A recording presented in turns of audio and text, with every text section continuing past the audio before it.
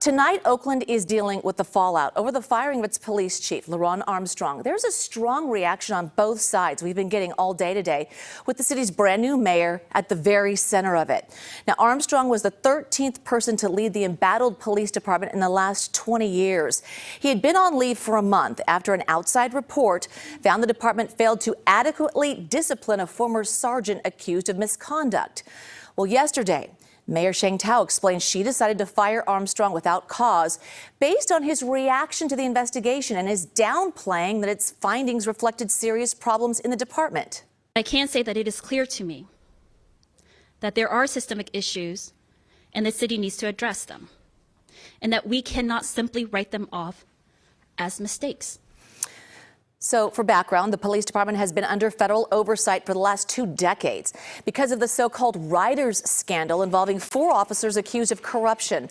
A federal judge put the department on probation last spring, a sign that the end to oversight may be near. But the latest report is calling all of that into question. Now, Choi has been working his contacts all day today. He spoke to a former police commissioner who says with the stakes really these high right now, Kenny, I guess he's saying the mayor made the right call. Yeah, that's right, Julia. And for the mayor's supporters, this all boils down to police accountability, especially for Oakland residents who once backed the chief, but also believe that the mayor made the right decision. This latest chapter detailing the accountability issues within the police department is an extremely sad case. Former Oakland Police Commissioner Jose Dorado works full-time as a tax preparer in the Fruitvale neighborhood. He's been one of Armstrong's strongest supporters. I was convinced, given who LeRonne Armstrong was and is, that he was the person, the man that was going to bring accountability to the Oakland Police Department. But Armstrong's comments in handling of misconduct investigations into a sergeant's unreported hit and run and gun fired inside police headquarters have forced Dorado to withdraw his longtime support of the former chief. And I'm not the only one in the Latino community, as there are people in the African American community that know that Sheng Tao made the correct call in this case.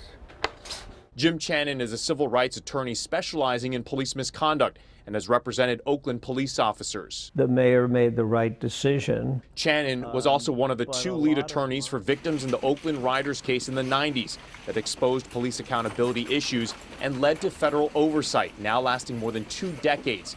He believes keeping Armstrong on the job would have delayed the end of that oversight. My feeling that she made the right decision is based on Chief Armstrong's conduct after the investigation was over, such as saying the monitor was doing it for the money, that it was a minor matter that this officer, sergeant, had a hit and run. For Dorado, what happened to Armstrong is hugely disappointing because he considered the former chief a friend, but believes it's what's best for the city and the progress made to keep Oakland police accountable. I, as well as many other people, and that includes LeRonne Armstrong, dearly love this city, and we want to see that, in fact, it realizes its potential.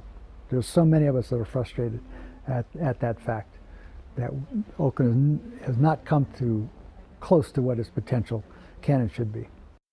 Another note, Dorado says that he called Chief LeRonne Armstrong the day that he was hired, telling him a story about what no nos falles means. Translating that from Spanish to English, it means do not fail us. Dorado says that that's ultimately what Armstrong did, that he failed the people of Oakland. Juliet? Well, Kenny, you really got another perspective, and one that we really haven't been hearing because we've been hearing a lot of support. So I'm curious, do you think that the mayor was under some sort of timing issue, that timing really played into this and to her final decision?